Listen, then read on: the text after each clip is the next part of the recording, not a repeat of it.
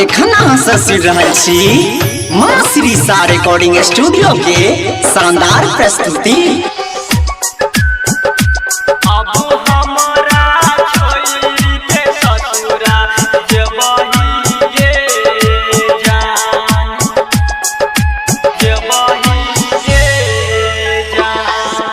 DJ क्रांति क्रांति निर्मली बाजार। अजहिया तू शादी करलही गजान, अजहिया तू शादी करलही हमरा नहीं फोन करलही, जहिया तू शादी करलही हमरा नहीं फोन करलही। अब हमरा छोरी के ससुरा जेबही गे जान, अब हमरा छोरी के ससुरा जेबही गे जान।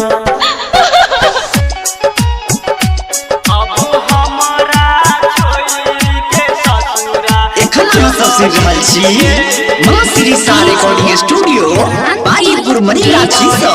क्रांति निर्मली बाजार। अपिया के प्यार गई पाका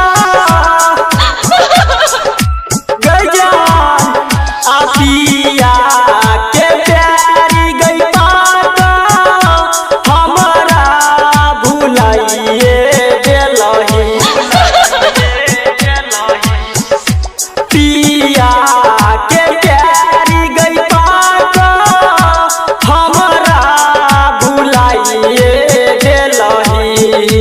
अब हमरा छोरी के ससुरा जेबही गे जान, अब हमरा छोरी के ससुरा जेबही गे जान।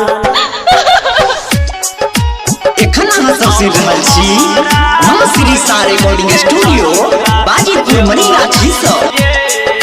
डीजे क्रांति निर्मली बाजार।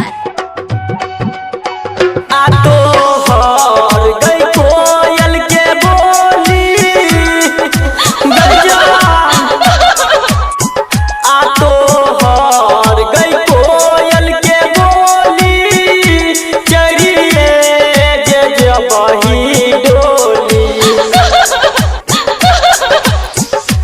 तोहर गई कोयल के बोली चढ़िए जे जबही डोली।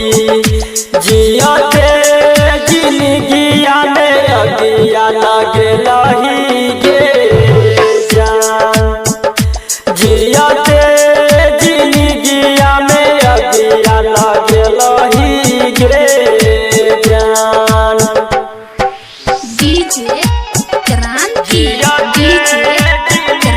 एखना से सुन रहल छी मां श्री सा रिकॉर्डिंग स्टूडियो बाजीपुर मनिराची से।